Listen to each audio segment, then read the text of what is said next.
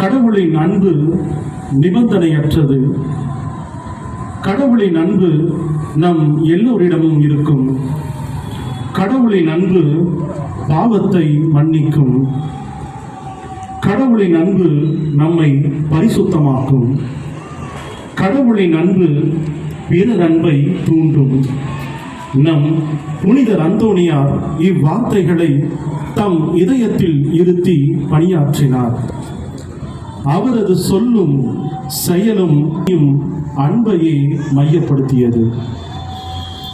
அன்பே அனைத்திற்கும் ஆணிவேராய் அமைந்துள்ளது. இந்த உலகம் இயங்குவது அன்பால்தான். அன்பு மட்டுமே இந்த உலகத்தை இயக்கிக் கொண்டிருக்கிறது.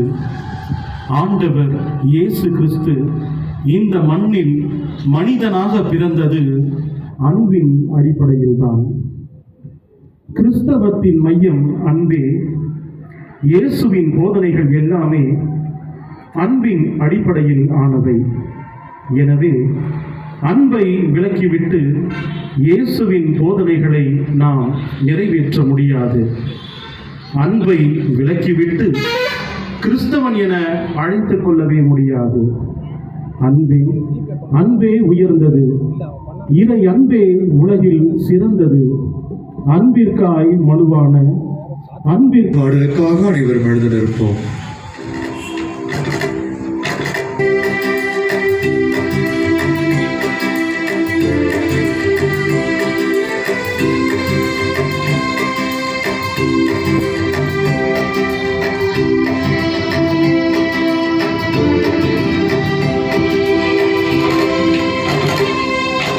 இதயங்கள் மலரட்டுமே, இங்கு இன்னிசை முழங்கட்டுமே.